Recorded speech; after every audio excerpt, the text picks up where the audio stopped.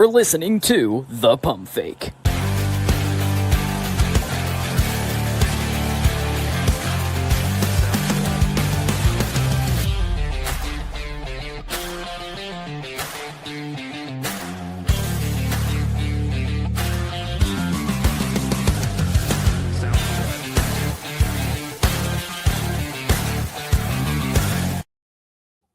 And welcome into the latest edition of the Pump Fake, everybody, live on a Wednesday afternoon, powered by FanDuel Sportsbook, America's #1 sportsbook, part of the Believe Network. Thank you guys so much for tuning in. Yeah, we don't do too many live shows, but I kind of wanted to hop in today and make this a live edition of the Pump Fake. So what we're going to do, go over my Week 3 power rankings. We'll preview the Thursday night matchup between Buffalo and Miami, and touch on a little bit of news as well. So if you're watching this on YouTube, please be sure to subscribe to the channel. If you want to be part of the conversation, leave a comment. We'll get you on and answer your questions, comments, whatever it may be. If you're listening as a podcast in the Believe in Steelers podcast feed, please be sure to leave a comment and review as well.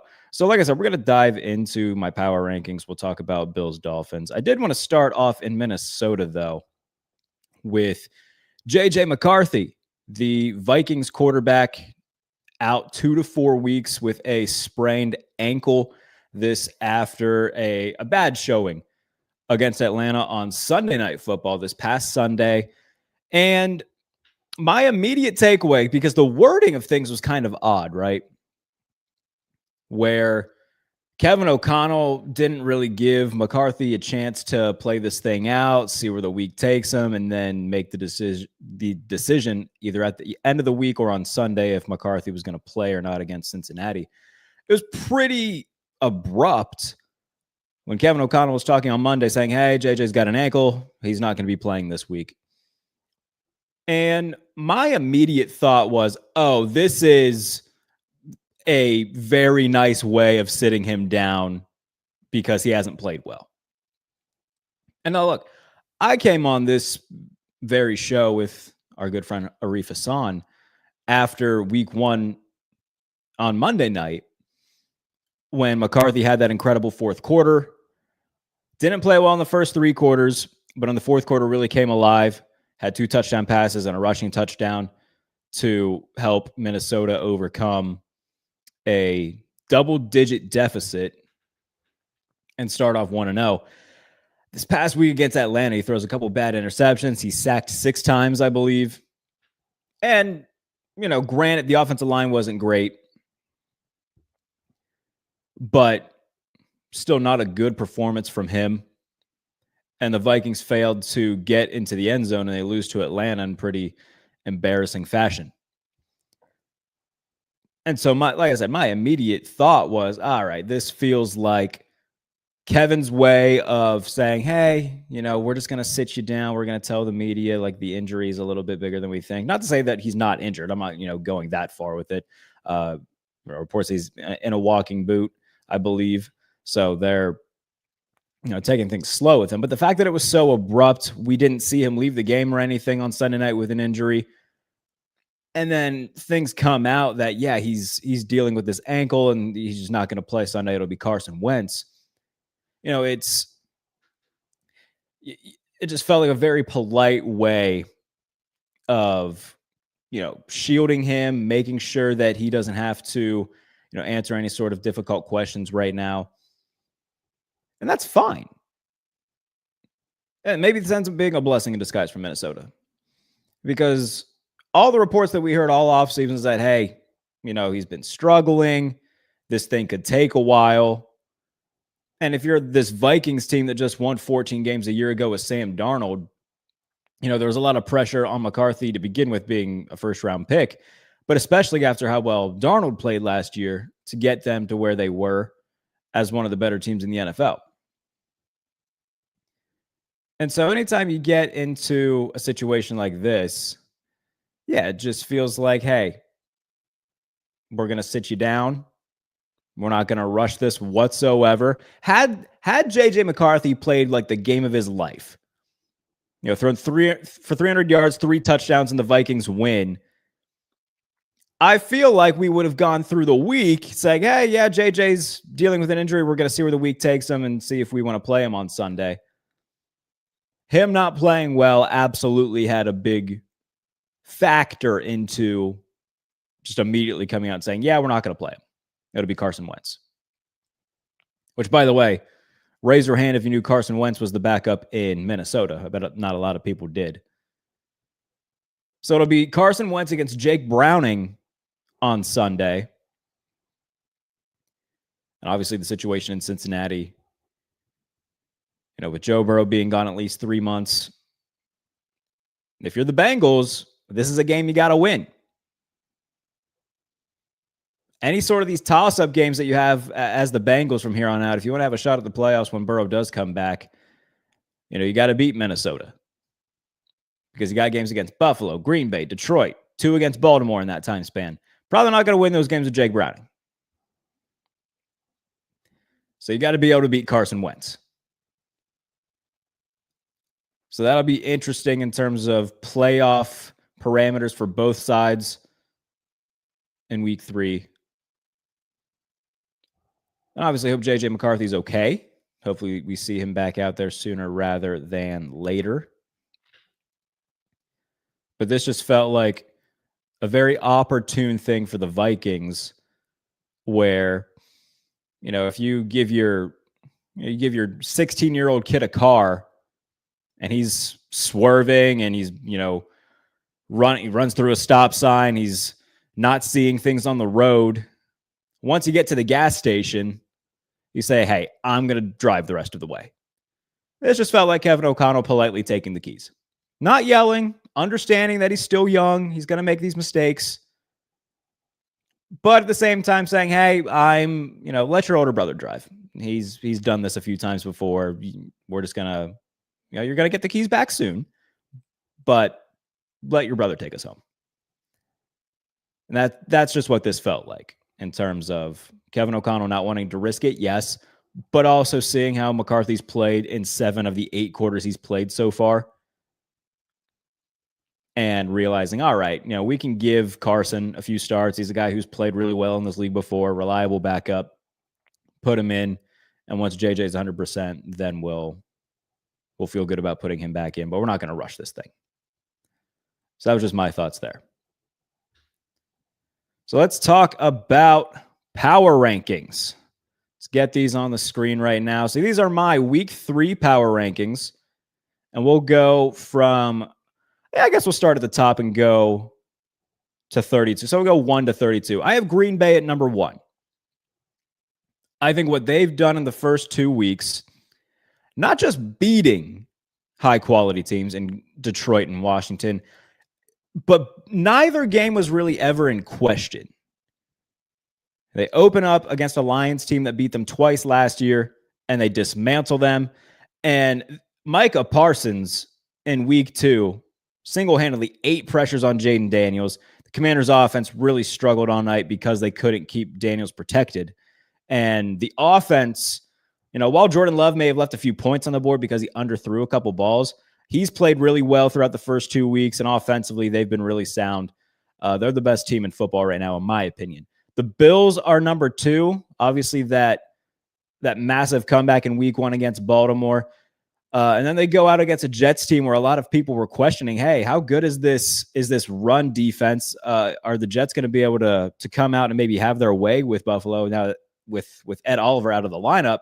The answer was no. The Bills allowed less than 200 yards of total offense. Mitch Trubisky had more passing yards in this game than Justin Fields did, which is an incredible stat. Obviously, Josh Allen left the game for a couple plays, had the nose injury. Trubisky comes in and immediately throws a 32-yard pass, and then Allen comes back in. Justin Fields only had 27 yards passing in the game. So Buffalo, I think, answered any sort of questions regarding their defense of like, all right, is it going to be their Achilles heel? Not in the regular season, at least. Once they get to the postseason and inevitably play Baltimore or Kansas City again, we'll see what it looks like then. But for right now, yeah, they got probably the best player in the league right now in Josh Allen, and they're 2-0. They have a game on Thursday night against Miami, which we will talk about shortly. Have the Eagles at 3. beat Dallas week 1 in a game that was a little bit closer than a lot of people expected, and then took care of business on the road against Kansas City and are 2-0. They're going to be a tough out. Obviously, they're the reigning Super Bowl champions for a reason. They are number 3. I have the Rams at 4. Some people might think that's a little bit high. They've had 2 games where both of their units have carried the load. Week 1, their defense was incredible against Houston. Week 2, Matthew Stafford and the offense put up a lot of fireworks. There's a long Puka Nacua touchdown, just a lot of good throws from Matthew Stafford, showing that he's still one of the best quarterbacks in the league. Nacua scored. Devontae Adams scored. They put up 33 points on Tennessee and win a game, again, that was never really in question if you were the Rams, and they are also 2-0. The other Los Angeles team, the Chargers, at 5. I really liked what I've seen from them so far. I wasn't a huge believer in the Chargers coming into the year, but you got to give respect where it's due. Justin Herbert, they're letting Justin Herbert be Justin Herbert. That's been my main takeaway from the first 2 weeks of the Chargers season is they're letting Justin Herbert sling it. Last year, they weren't doing that. It was a lot of underneath, intermediate, dip and dunk type of stuff while they just leaned on the run game. They're still running the ball, but this offense so far has been Justin Herbert just throwing it all over the yard. That's what I want to see from the Chargers. Now, that's not to say that they have to put everything on Justin Herbert's plate, but when you have Justin Herbert, understand that he could shoulder more of a load than a lot of quarterbacks in this league, and it looks like they're realizing that this season. So really like what I'm seeing from them offensively. I think if they get, another quality receiver at the deadline, they could be a real team that could, maybe make a nice run in January. The Bucs are number 6. How about Baker Mayfield, man? Absolute dog. One of the best stories over the last few years, going from, quote Cody Rhodes, undesirable to ungoddamn deniable. He has emerged not just as like a quality starter, a legit top 10 quarterback in the NFL. They're breaking out the creamsicle uniforms this week when they play the Jets. So that'll be a good watch from an aesthetic standpoint. And defensively, great job from Todd Bowles in the first 2 weeks of the season. They sent a ton of pressure at CJ Stroud in week 2, and it ended up paying off. So love what I'm seeing from Tampa Bay on both sides. Emeka Egbuka is already a star. And once they get Chris Godwin back, they're going to have a trio of receivers that, that's going to be a handful for any defense to deal with week in and week out. Baltimore's number 7. Dominant performance over the Browns. Didn't really start that way. This game was like 10-3 for a good portion of the way. And the Ravens got the ball to the 1-yard line and failed to score a touchdown because they didn't give the ball to Derrick Henry. So in-game stupidity still plagues the Ravens a lot. But they put up 41 points. They got a lot of contributions from, guys like Devontae Walker, Tylan Wallace, depth guys that usually don't get to shine. So we'll see how the season carries on for Baltimore. As long as Lamar stays healthy, they'll all but certainly be a playoff team. Got to clean up stuff at the end of the game and got to take advantage of opportunities when they're given to them, though. And that's been their biggest struggle over the past few years. Detroit is number 8. Talk about a tale of 2 games. They looked absolutely pitiful against Green Bay in a game where everyone was saying, all right, first game without Ben Johnson, what is Jared Goff going to look like? And he looked bad, and the offense looked bad. The offensive line looked bad. Defensively, they weren't sound. Against the Bears, that was the infinity gauntlet version of what the Lions offense could look like. Amon-Ra St. Brown had 3 touchdowns. Gibbs, Montgomery both reached the end zone. Goff had 5 touchdowns and didn't throw a pick. So we've seen both polar ends from the Lions. Can they find that happy medium and be consistent throughout the season rather than just going up and down week in, week out? That's going to be their next task going forward. The Chiefs are number 9. They're 0-2, and I understand that. They're without Rashee Rice. They're without Xavier Worthy. Both losses have been by 1 score. It's not like they're getting blown out of these games, and it's the Chiefs. Usually they're not going to get blown out. 0-2, yes, still a threat in the AFC, of course. And, until they do get that crown taken away from them in the AFC, I'm not going to be one of those people that says, the reign of terror in Kansas City's over, because, once they get Worthy back, once they get Rice back, the offense will get better. And if they do what everybody expects them to do and trade for Tyreek Hill, anybody writing them off would be dumb to do so. 49ers are 10. They get a win with Mac Jones under center, who threw 3 touchdowns. This is where the rest of the league gets very muddy. I think the top 9 are pretty set in stone. You can kind of put those in just about any order that you want. The rest of this, man, is just a crapshoot. It just goes based off of how you feel about certain teams. And in terms of how I feel about these teams, is kind of how it goes. Dallas is 11. You can honestly flip Dallas and San Francisco if you wanted to, because I believe in Dallas's offense with Dak, CD, and George Pickens more so than I do with a Mac Jones-led unit while Brock Purdy's down. And even when Brock Purdy's healthy, the lack of star power on the 49ers offense isn't great. But a big game from the Cowboys, getting the 1-1. Brandon Aubrey's an absolute just cyborg that they have at kicker. The Bengals are 12, but obviously not having Burrow for 3 months, I would expect them to fall down the rankings as time goes on. The Commanders are 13. They got to get protection for Jaden Daniels, man. That was a rough outing that they had against Green Bay. The Colts are 14. Credit to them. Daniel Jones has played really well in the first 2 weeks. He had a 300-yard passing performance against Denver. They got a little bit lucky with a bad call, in my opinion, against the Broncos, where Denver probably should have won that game, but obviously the Colts get a second shot at a game-winning kick. It goes in. They're 2-0, and right now they lead the AFC South. So good coach in Shane Steichen, good defensive coordinator in Lou Anarumo. We'll see if this Daniel Jones stuff can last all year, but so far a very fun story in Indy. The Falcons are 15.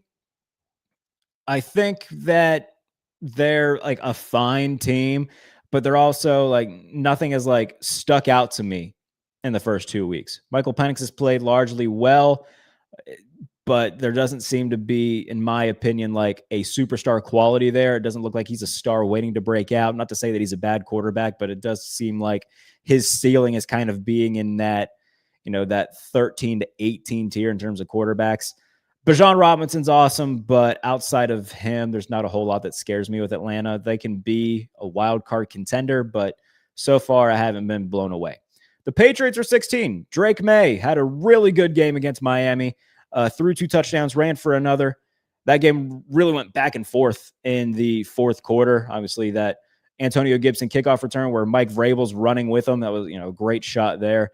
They will host Pittsburgh on Sunday, and they haven't lost to the Steelers at home since 2008. So if history tells us anything, that's a good sign for New England. Jacksonville, 17. I don't know, man. That's a game that you should have won. They picked off Jake Browning 3 times, but Trevor also threw 2 interceptions of his own. No reason why they should have lost that game. Bad red zone interception thrown by Trevor. When Burrow goes down, it felt like that should have been the turning point where Jacksonville took advantage and they failed to. So, I'm a Trevor believer. I'm a Trevor truther. Still think he's going to be a very good quarterback. I still think currently he is a good quarterback. But when games like this get away from him, it really feeds into those who don't believe in Trevor Lawrence, and it's hard to push back when things like this happen. Minnesota's 18. Again, they could probably be lower because in 7 of the 8 quarters they've played so far this season, they haven't looked good. We'll see what they look like on Sunday against Cincinnati with Carson Wentz. Houston is 19. I think CJ Stroud is good, but the fact that this is his first year calling protections, that's really showing up and not helping his cause. They're 0-2. Defensively, they've been pretty good. Offensively, they've been a mess. Pittsburgh is 20. The defense is horrible. They are near the bottom of the league in success rate. Their run defense isn't very good, and they can't tackle. Per Next Gen Stats, they are the league leader in missed tackle rate as a defense. It's not good. As I said, they go to New England on Sunday. They haven't won there since 2008, and that's the only time that they've won in New England this century. Denver's 21. Didn't play great against the Titans, played bad against the Colts as a defense, and they are now sitting at 1-1. I said coming into the year they weren't going to be a playoff team, and I still stand by that. The Raiders are 22. Can we stop with this Geno Smith stuff? All offseason, I've had to listen to all the film bros talk about, Geno Smith. Yeah, he just threw 3 picks. So let's maybe slow it down with the Raiders. The Cardinals are 23. They're 2-0, and they barely beat the Saints and Panthers. I just couldn't care less about the 2-0 that the Cardinals are. This gives me very big 2024 Saints vibes. The Seahawks are 24. Didn't do well against San Francisco. Really goofy fluke play is what propelled them to beat Pittsburgh. Offensively, Sam Darnold threw 2 picks against the Steelers. Zach Charbonnet didn't have a good game. It was either no gain or a huge gain in the run game for them. And, Jackson Smith and Jigba, it's really him or him or bust with the offense. So I don't know. Seattle doesn't really scare me. Good win for them on Sunday, but I'm still not high on the Seahawks. The Giants are 25. They put up a good offensive performance. Russell Wilson could probably just like retire right now. He's never going to replicate that again. But good for him for having that type of game. The Giants just came up short because the Cowboys have a great kicker. The Titans are 26. I think Cam Ward is showing signs of being a star, but everything on that roster around him stinks. The Saints are 27. Spencer Rattler threw 3 touchdowns against the 49ers. So that was kind of unexpected, but they are also 0-2. But to be fair, both of their losses have been by 1 score. So better than I would have expected with the Saints. The Bears are 28. That defense, the worst in the NFL right now. Just got absolutely dog walked by the Lions. Not good. The Browns are 29. Admirable performance in week 1. They did their best to keep it close with Baltimore until the dam just broke. Now they have to play Green Bay, and everything that Micah Parsons is going to do to Joe Flacco is going to be very mean. The Jets are 30. Great job in week 1 to trick your fans into thinking that this year would be different, and then they got absolutely just dog walked by the Bills. So not a believer in the Jets. Tyrod Taylor starting on Sunday. We'll see how that goes. Carolina's 31. Just an absolute mess of a team. I know that they made things interesting with the Cardinals, but the game at one point, I believe, was 27-8. It's just not a competitive team. Not enough horses there. That's a team who's going to be drafting in the top 5. Miami is 32. I know that there's less talented teams in front of the Dolphins, but it feels like the Dolphin season is already over and that everybody's given up. Anytime you're having players-only meetings after week 1, it's not good. And we'll see what they look like against the Buffalo Bills on Thursday. But that is the power rankings for week 3 in the NFL. So we'll continue with that. And we'll talk about the Thursday night game between Buffalo and Miami after this word from Hello Tickets. This episode is brought to you by Hello Tickets.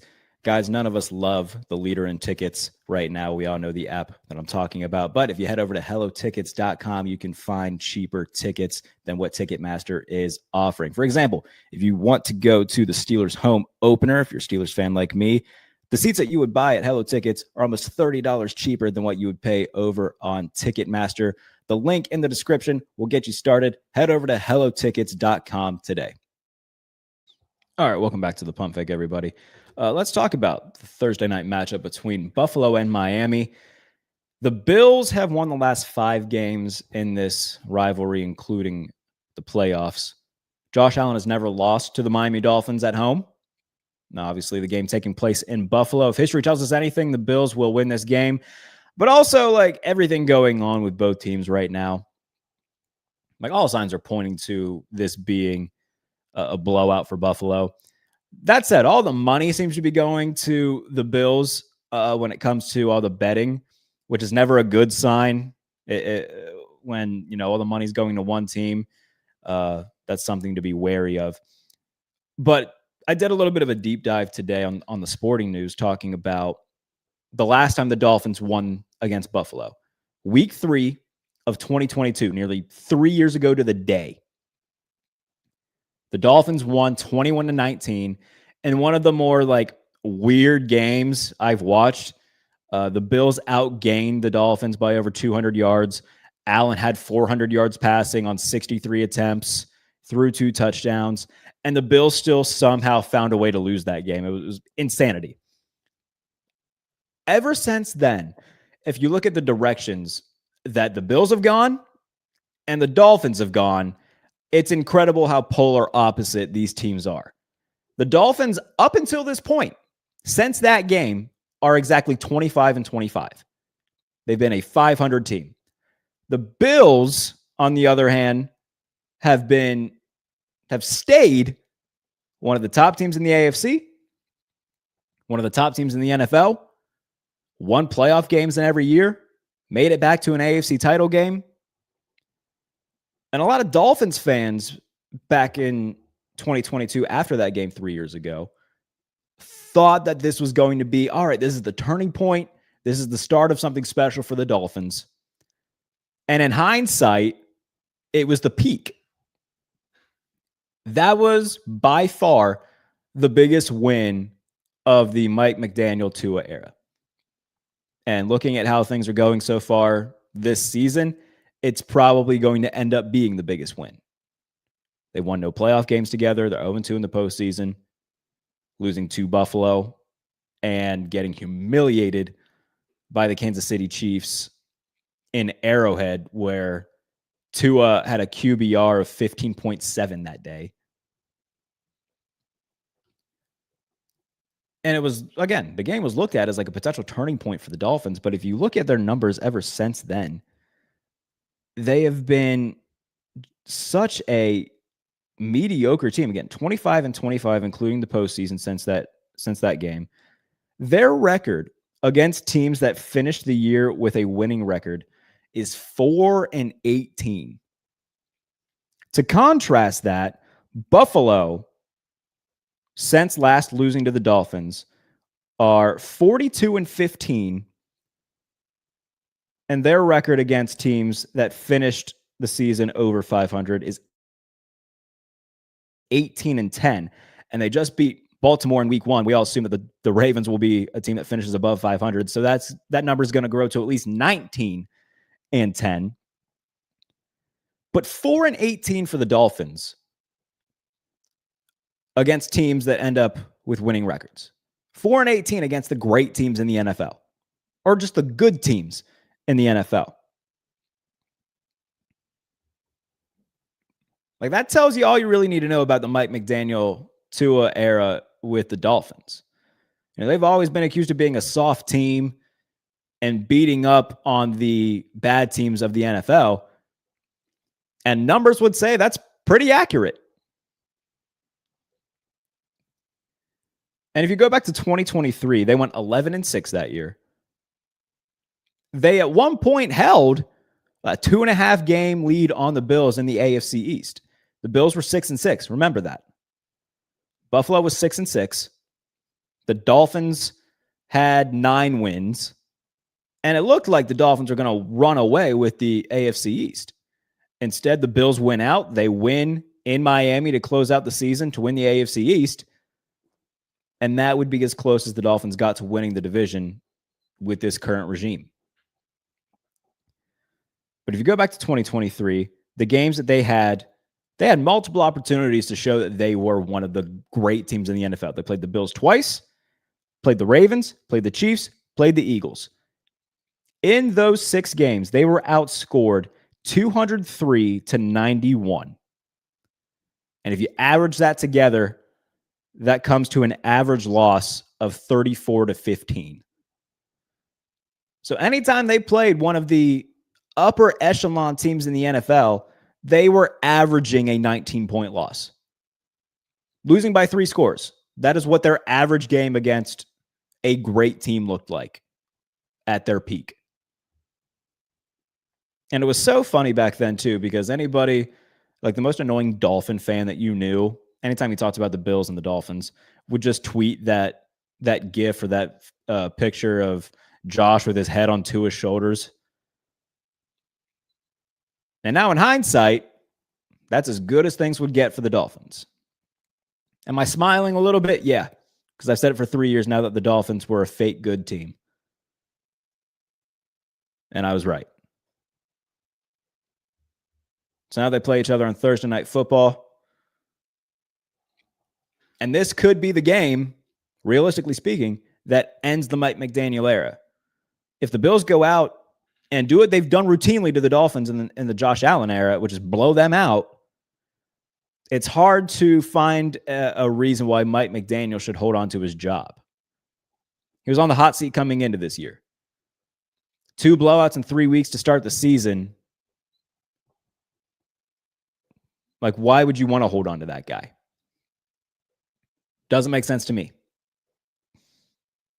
Does not make sense to me. So that's a little bit of history for you with the Bills and Dolphins. I fully expect the Bills to win this one rather handedly.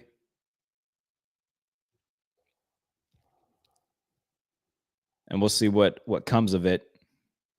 But the line right now at FanDuel, let's pull that up real quick. Our friends at FanDuel Sportsbook. It was 12.5.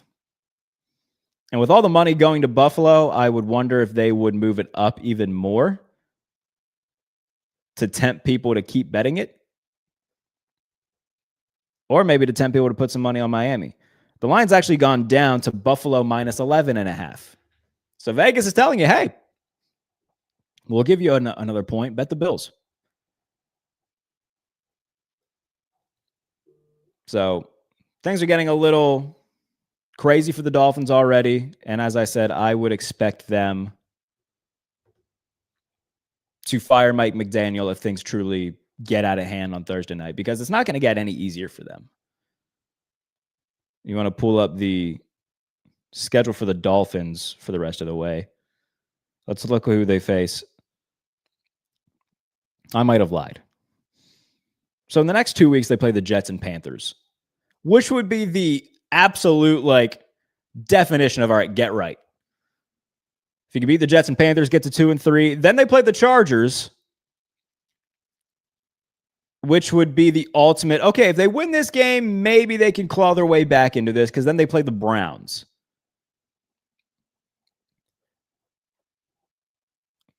That said, I don't think this team's good enough to win 4 games in a row.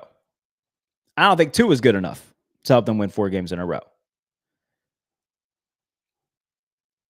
And if you start off 0-3 with 2 division losses, your hopes of winning the division are already out the window. You may as well cut your losses and accept the fact that this season just isn't going to go well. Start planning for April and getting a new quarterback. But that 4-game stretch will be interesting if they do decide to hold on to McDaniel. But they also have games against the Ravens, against the Commanders, another one against the Bills, obviously. They go on the road to Pittsburgh in December. It's going to be a cold weather game. They host Tampa. They host Cincinnati in what could be Joe Burrow's first game back, depending on how this rehab goes.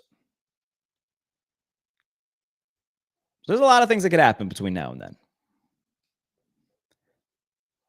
But one thing I fully expect to happen is the Bills beating Miami on Thursday night, starting 3-0 while the Dolphins fall to 0-3, and then we'll see if Mike McDaniel's still hanging around.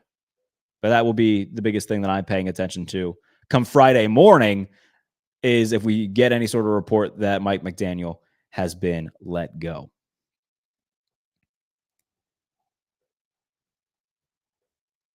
But that'll do it for this episode of the Pump Fake. We'll be back on Friday with good friend of the show, Lindsay Rhodes, to preview every game on the Week 3 Sunday slate. Lindsay is incredible over at Sumer Sports. She's obviously been on the show before. It'll be very fun to have her back to preview every game in Week 3. Recap Thursday Night Football a little bit as well, especially if it does go as I expect, where the Bills just dismantle the Dolphins, and maybe we do have a firing to talk about. We'll see. But Lindsay will be with us on Friday to preview every game on the Week 3 slate. So until then, if you're watching on YouTube, again, please be sure to subscribe to the channel. If you are listening in the Believe in Steelers podcast feed, please be sure to leave a review, leave a comment, and we'll see you very soon on the Pump Fake. Take care till then.